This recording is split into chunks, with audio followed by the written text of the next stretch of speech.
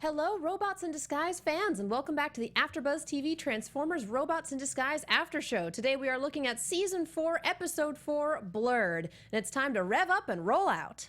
You're tuning into the destination for TV superfan discussion, AFTERBUZZ TV. And now, let the buzz begin. Terrible phrasing on Sideswipe's part. But such a good song. It's a great song. Although I'm disappointed in you, Katie. Why didn't you go with any of the Blue Blur songs? Because you didn't say anything, and this is what I know. Wow. I can't listen to this though without seeing arrows appear before me. Music critic much? No, just a bias. Yeah. Just a bias. Little bit. Especially when it comes to my video game music. Hello everyone, welcome back to the AFTERBUZZ TV Transformers Robots in Disguise After Show. We are looking at Cartoon Network says it's Season 4, so that's what we're rolling with. Season 4, Episode 4, Blurred. We have a character not quite coming back so much as crossing over, and we were all super stoked. Some of us more than others. Gee, who could that be? With me tonight, I have Megan, Lord Megantron Salinas. Hey guys, you can tweet at me at the Menguin. That's TheMenguin.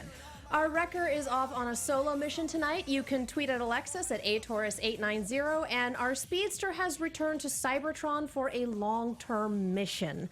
So she will no longer be on the show with us. If you do still want to keep up with Emma, you can follow her at Emma Fife. That is all F's, no S's, wherever Emma Fifes are sold, which is a lot of places as it turns out. So yeah, keep up with our speedster. We certainly will be.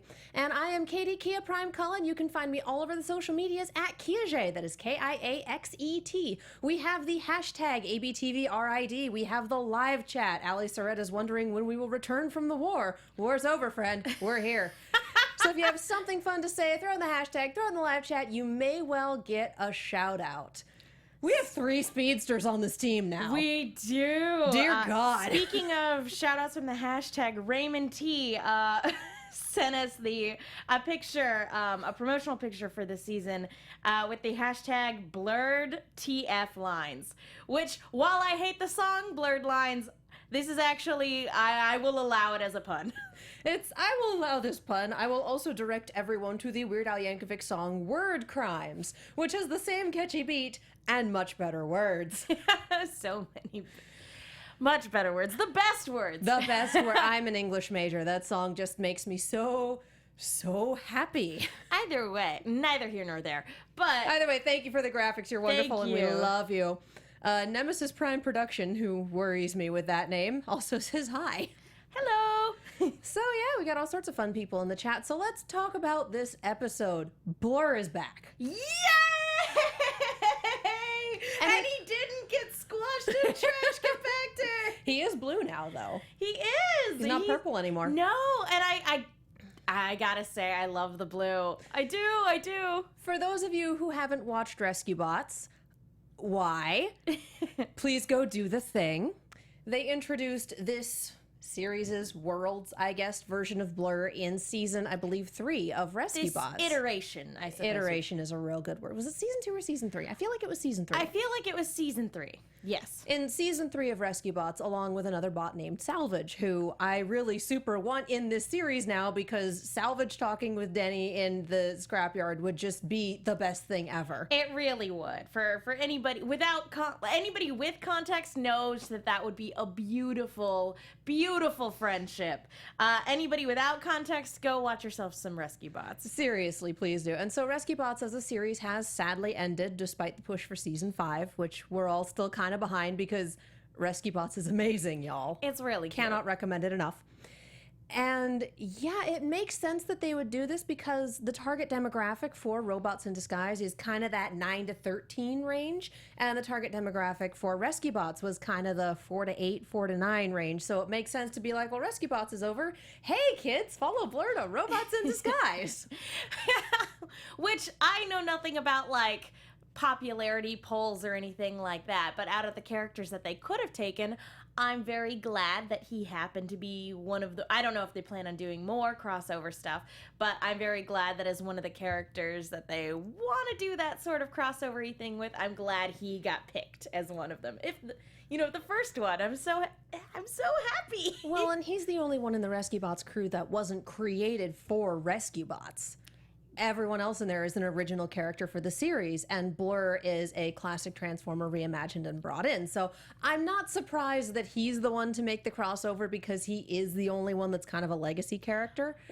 I would love Salvage. I would love Chase and Strongarm talking about the law. Oh my gosh. Can you imagine I need a full crossover, both team up, like... That would be Power amazing. Rangers can do it every year. I need it from Transformers. Well, I will be honest, I'm behind on my Rescue Bots. I haven't watched any of season 4, but it's very fitting that we have this episode because Sideswipe made a cameo. Yeah, Sideswipe and Bots. B had an episode in Rescue Bots. Yeah. Exactly. So, and that really does play a lot into this episode. It ties in heavily, actually. Oh, yeah.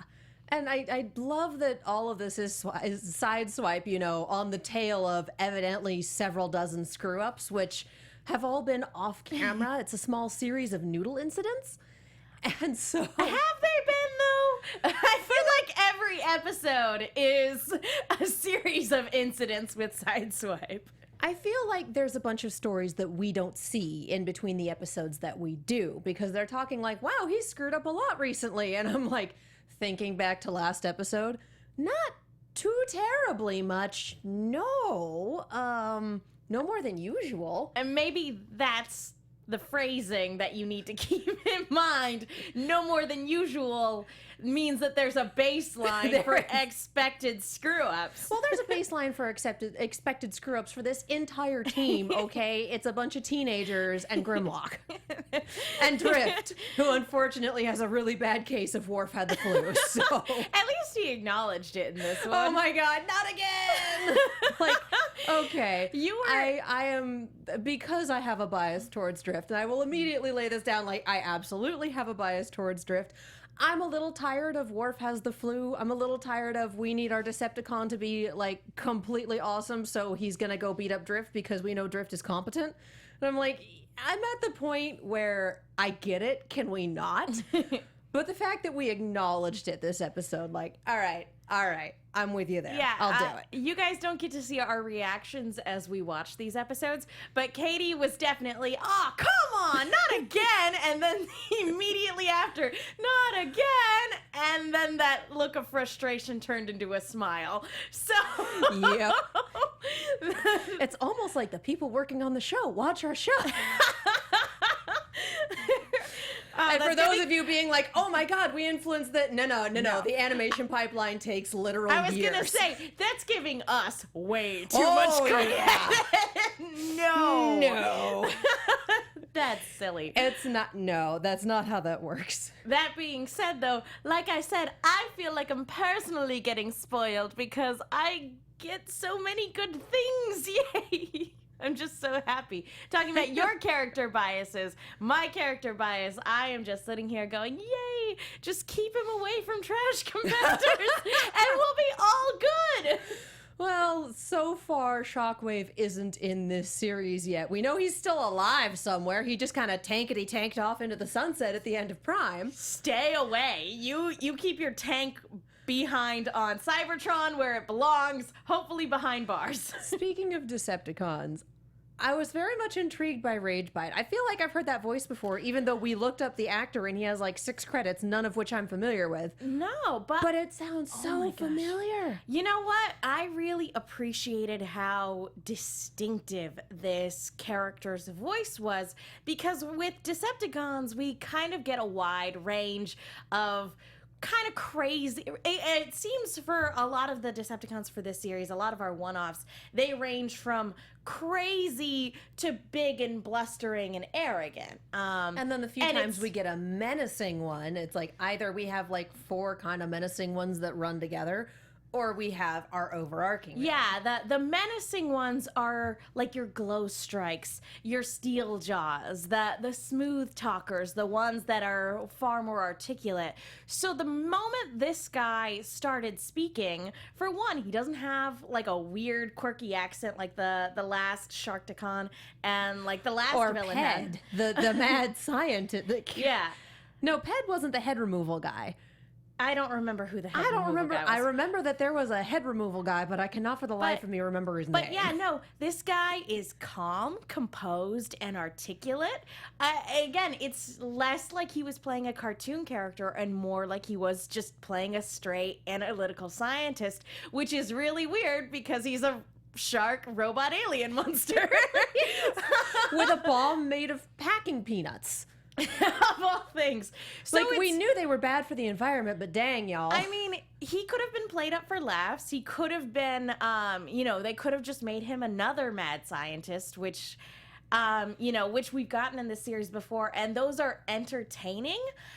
And as much fun as I love, and I love the bad guys in this show that are crazy and insane, I really just loved the calm, collected, straightforward nature of this guy. Like, when he started speaking, I was like, whoa, because it wasn't the voice I was expecting from a robot shark monster. Yeah. It was the voice you would expect from a cold, heartless scientist. And it worked really well. Omega Pulse brings up in chat. Mad scientist head swapping guy was Vertebrake. That was it. Thank you. Snake guy, I right? knew, yes. Like, I knew it was the snake, but I couldn't remember what his name was. Just that we had Jan in the Pan jokes for days. Yeah, that episode came up in conversation recently, so it's fresh in my mind. But yeah, it was nice to have an actual scientist voice. And this, Ragebite felt a little less Mad Libs fill in the blank than last week's guy. Because it's like, Which was quirk, accent. looking for X, Animal. animal Y. Like, yeah, all right. And he's a mantis shrimp with an Irish accent I that's was looking for his Lucky Charms. I was expecting, since, we have seen Sharktacons before, I was kind of expecting this to be a great value David K. shark that we had earlier in the season.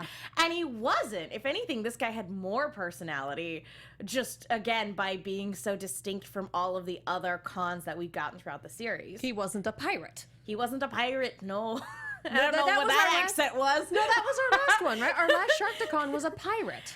Yeah. Yeah. He had, like, kind of an Australian Because he was accent. hilarious. He was great, and don't The get me sea, wrong. it calls to me. Like, Don't get me wrong. I love David K. Shark. It was great. But because all of the cons that we see are kind of quirky, it was kind of interesting to see one go in like a 180 in the complete opposite direction. Yeah. Even if he also had mouth lasers.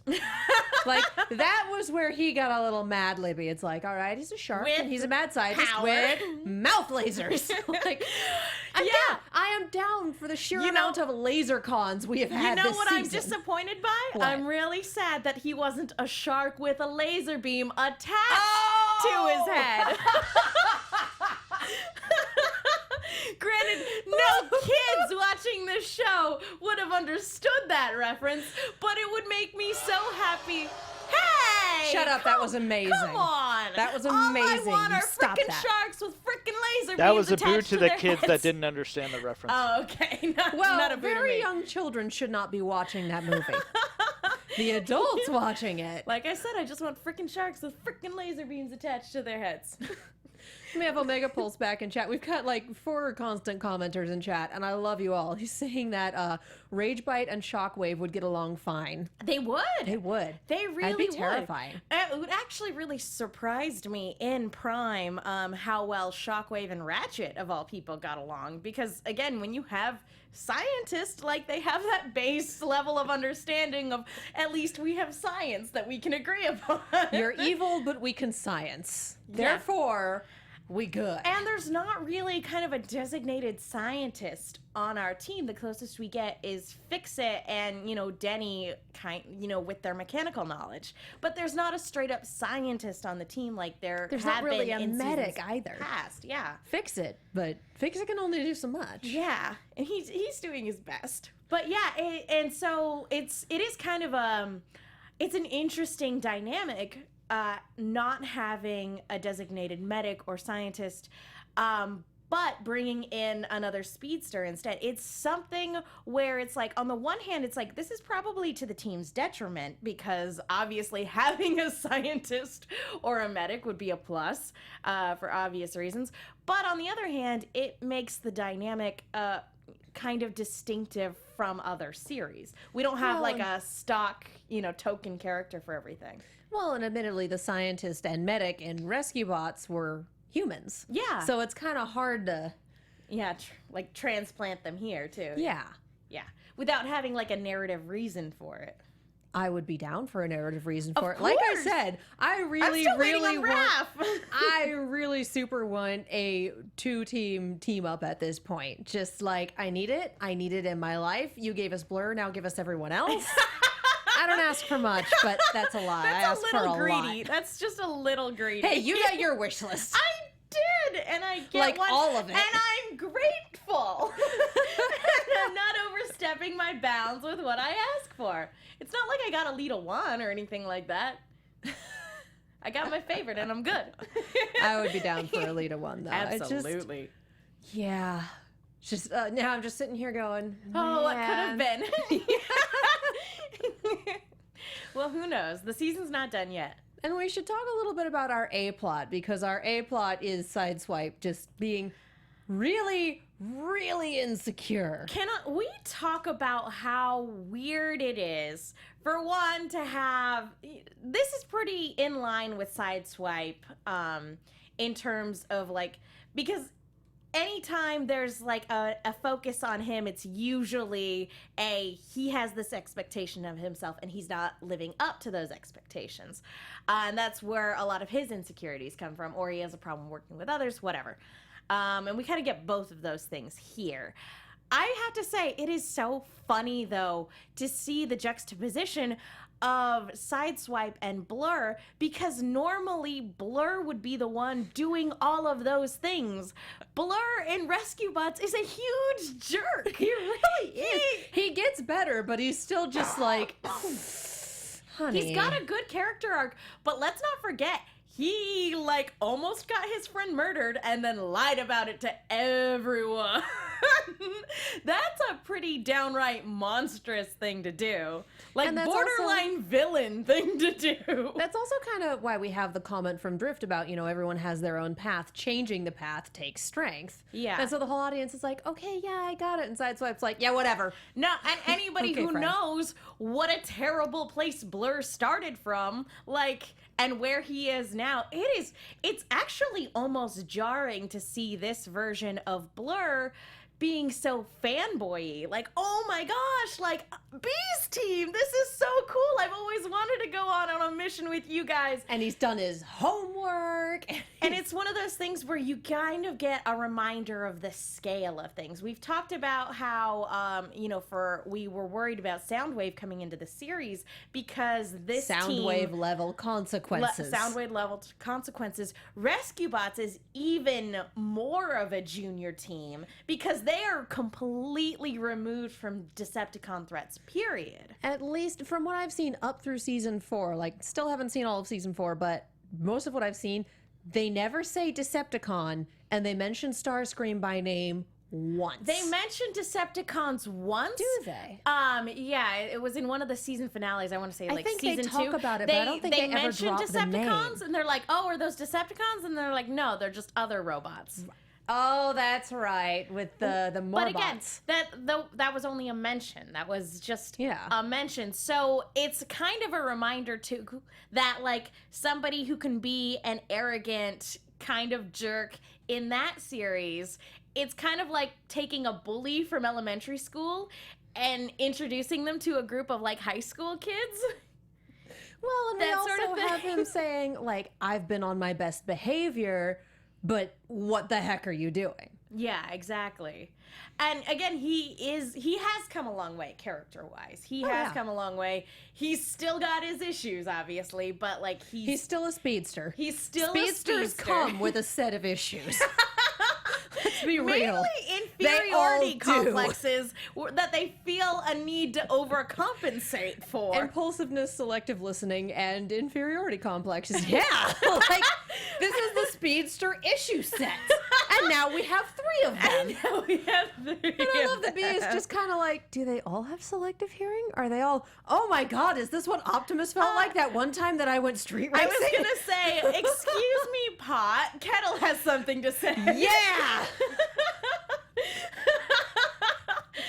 Oh, kids. Optimus is not the kind of person to popcorn.gif at this, but the rest of us are. Yeah, exactly. So it's very funny. So it's very endearing to see this side of Blur. What I wasn't sure of how he was going to play off of Sideswipe, and here we have it as Sideswipe thinking that Blur has intentionally come in to replace him.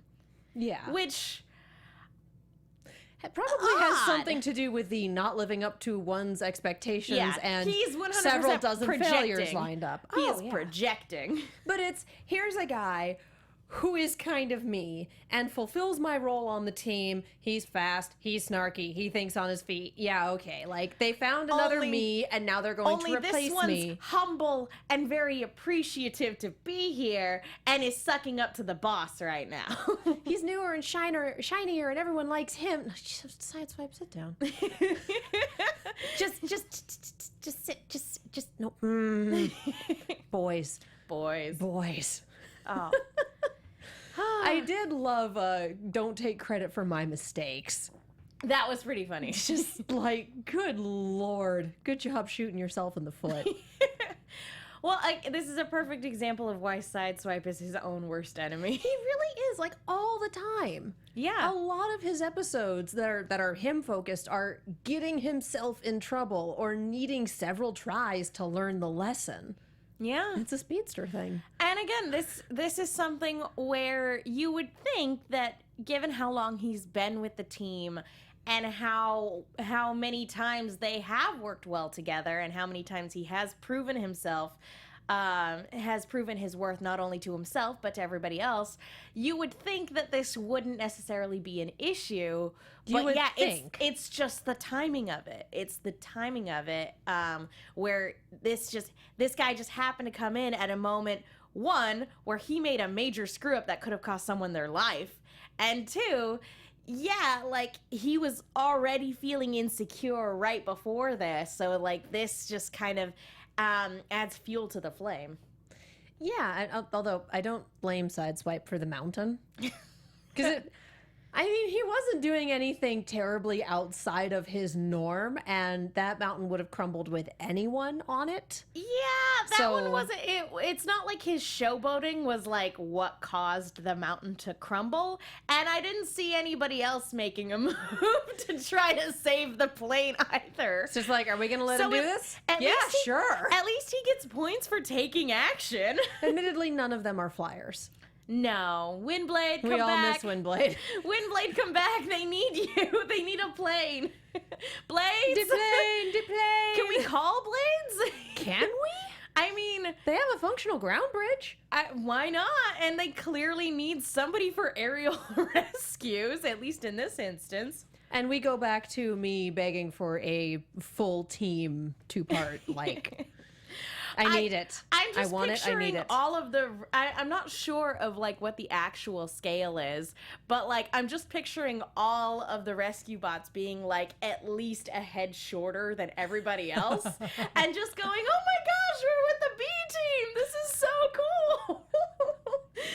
Blades would be losing his mind, and Heatwave is just, like... Externally, he's like, come on, keep it together, and inside he's like, professional, keep it together, keep it together. Be professional, guys. We're here for a mission, and inside he'd be like, yeah, we're here for a mission.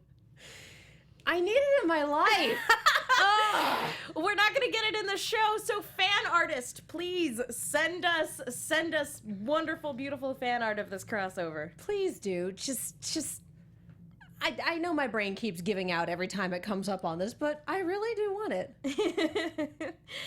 Oh, that would be fantastic. Although I'm not sure what else we really have to cover. This was a good episode. It was also a very straightforward episode. It was. I guess we could talk about the resolution, the lesson of interns. I guess don't compare yourself to other people, or you're gonna, I don't know, your own insecurities are gonna cause you to mess up even more. I'm not really sure there.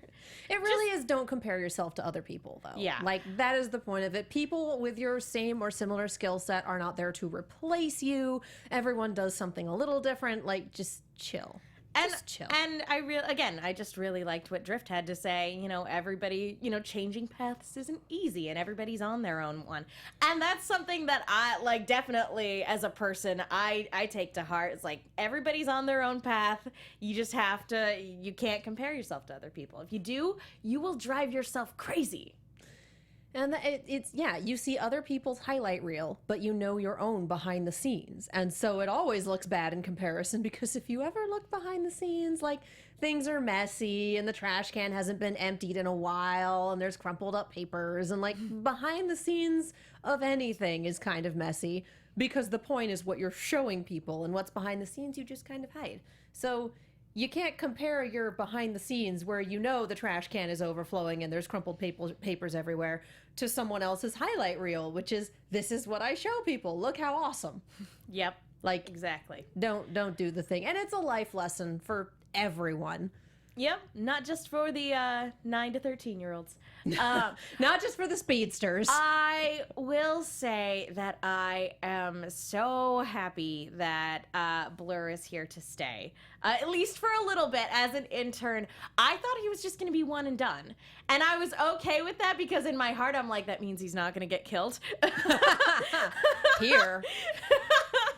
But I'm really happy that they're keeping him around as an intern, and I'm looking forward to seeing where character development takes him, not only for his own arc, but, like, also seeing the other interactions with other people in the team, because here it was just kind of butting heads with Sideswipe, even though he was trying so hard to just be good and impress everybody. And Sideswipe, in trying to outdo Blur and prove that he's better, just messed up more. I do wonder how that kind of rivalry and sort of competition, that competitive mindset, is going to affect the dynamic between Sideswipe and Strongarm, because they've been the, sibling rivalry where we're constantly bickering at one another and trying to one-up each other. I'm just wondering how bringing in Blur as another bit of competition will alter that dynamic. I get the feeling they'll be too busy racing each other to really... Probably. Like, I will be gobsmacked if at some point we don't open an episode on the two of them racing and accidentally almost hitting someone. Probably. Like, come on. Oh, no. Now there are two of them. No, there are three. Yeah, but B is the head of the team, but he is still a speedster. He has to at least try to be professional. We can't get through a Transformers series without multiple speedsters, can we? Nope. Let's just add Smokescreen to the mix. Let's bring him back on down. What a nightmare for poor B. Oh, man. Although, how Mr. funny... Almost a Prime. Although, it would be very funny if he did come down and he was, like, straight up the voice of reason, like, even more mature than B. He has the potential, and it's been God knows how many decades. Exactly. Who knows? Do we have a timeline? Sure. What is it? But yeah, I'm really excited that he's sticking around for a little bit. Like I said, he just needs to stay as far away from trash compactors as possible, and Shockwave needs to stay on Cybertron where he belongs. The only other thing of note that I can think of pointing out for this episode was that even though we had a really cool, noteworthy villain, no sign of either of our, like, kind of Stunticons. Yeah, no sign of the Stunticons, and no sign of Soundwave's minicons either. I feel like if we had too much in this episode, it would have kind of detracted from what we had, because we're bringing in Blur, and for the people who don't watch Rescue Bots, it's a character introduction. Yeah, that's very true. And it's a character introduction with backstory. And so trying to bring in the other overarching stuff that we have, like, no, we have a character introduction thing right here. That's our focus. We're going to work with that. And then we'll focus on weaving other things in. Yep. Especially since I would not be surprised if this was Blur's first time fighting a Decepticon, because he really had that look on his face at one point. Like, oh gosh. Like, oh yeah, Con, this is a thing out here? Where is my pay grade and am I above it yet? Salvage! Salvage, I need help. For a moment, I was like, is there a way we can call in High Tide? Because he's a boat transformer. Chad has been asking for High Tide. I mean, he's great. Who doesn't love High Tide? He's wonderful. Who doesn't love High Tide? I don't know. That's why I'm asking. People, I suppose. Not many. All right. Well, do you have any final thoughts on this? Just thank you for fulfilling another item on my wish list. I'm glad he's here to stay, and like I said, just stay away from the trash compactors. My wish list just got so much bigger. It's just like grabby hands. Like, oh dear. Oh Or dear. knocking my water over. That. This is what happens when you want things. I hope you learned a lesson about wanting things. Yep, I'm gonna have to take care of that after the show. So let's before we roll into predictions, I want to talk to you guys real quick about iTunes. Thank you so much to everyone who has gone onto our iTunes, who has I almost said rented. You don't need to rent this show; it's free. Who has rated the show, who has subscribed, who has left a review. You guys are wonderful. You are the reason that we as an after show get to stay on the air, because our producers read those reviews and they see that you like the show, so we get to keep doing the show. Additionally, if you leave us ratings, it helps people find us in the search terms. When people search for Transformers or Robots in Disguise or AfterBuzz, we come up a little higher on the search list, helps us get more listeners, all that fun stuff.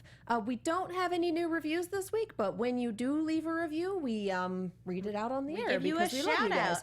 If you leave a review in a store that is not the American iTunes store, or if you leave it in the podcast feature of Google Play, take a screen cap of that, throw it in the hashtag. We do love to see those, and we should roll into predictions. Woo.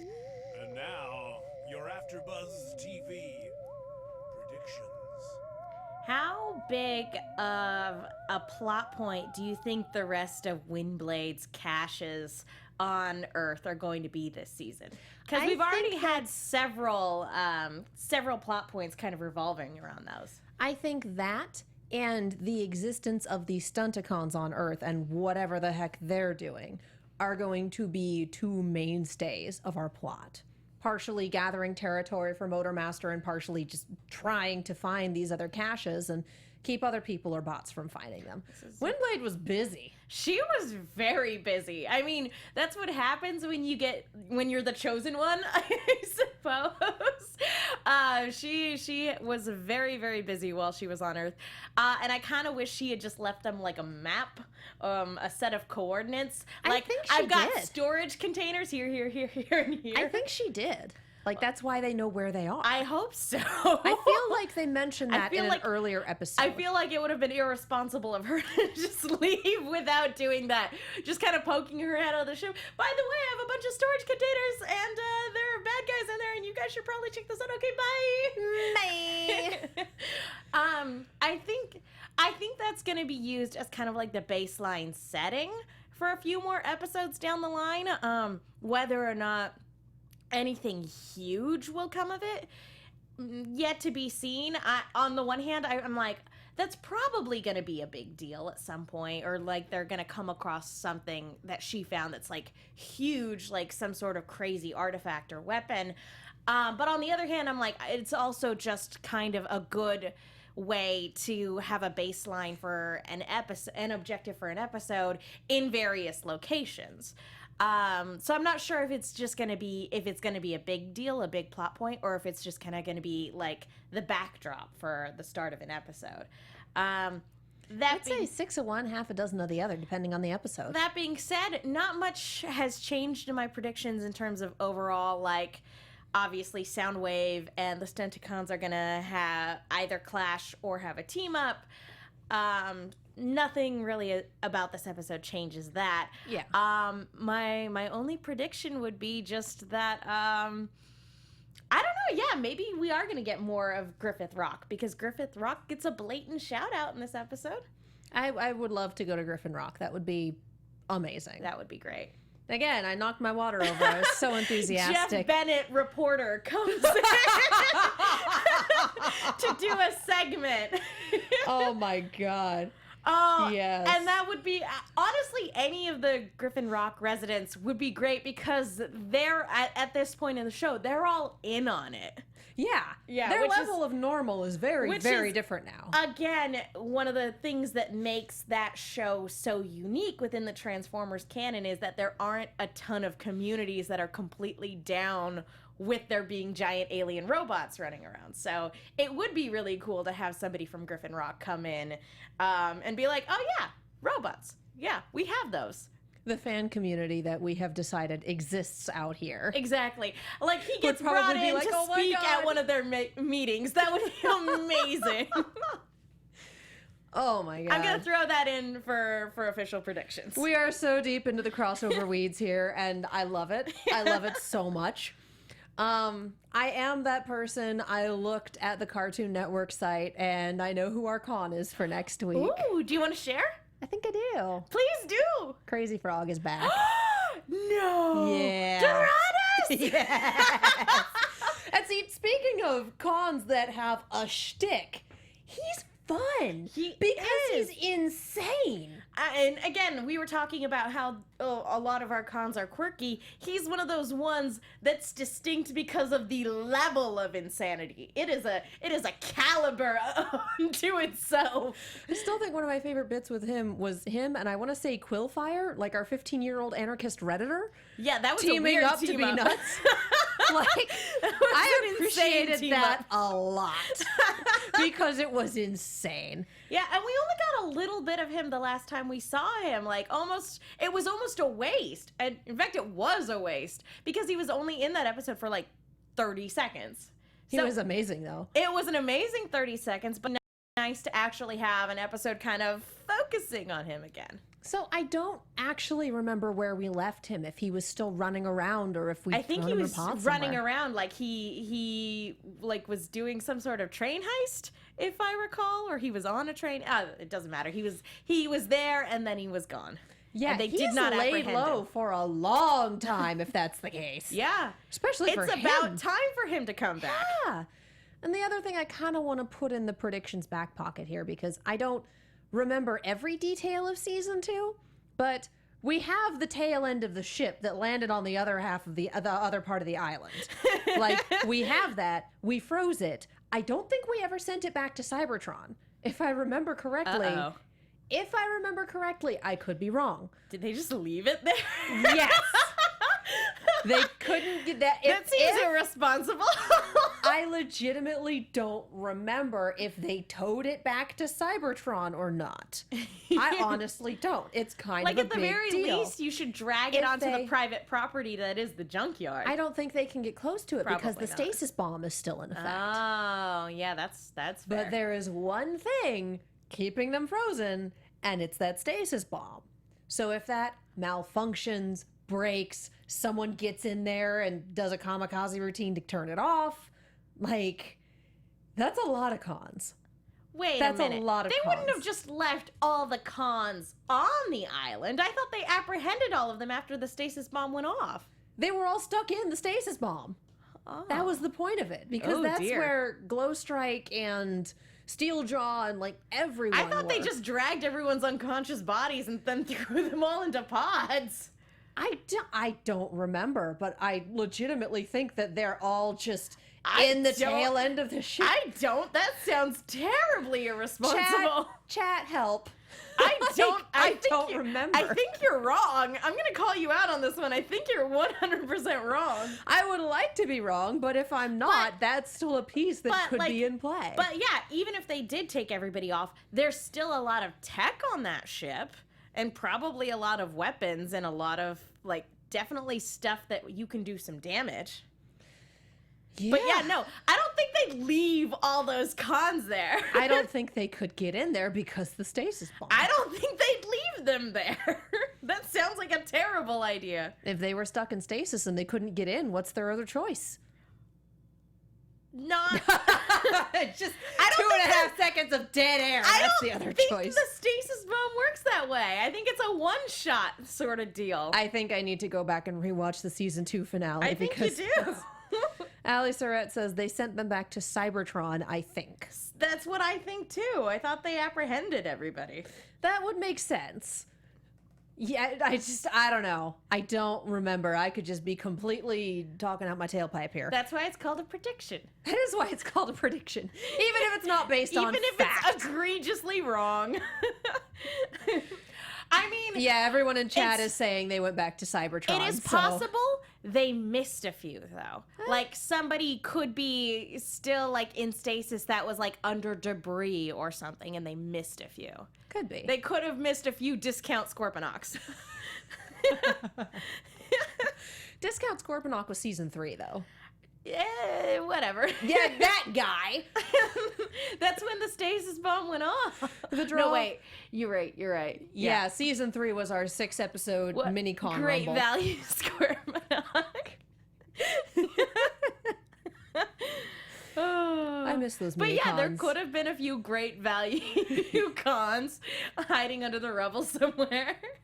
There's a Walmart underneath the ship with a whole stock of Decepticons. Oh, man. Yeah, we have.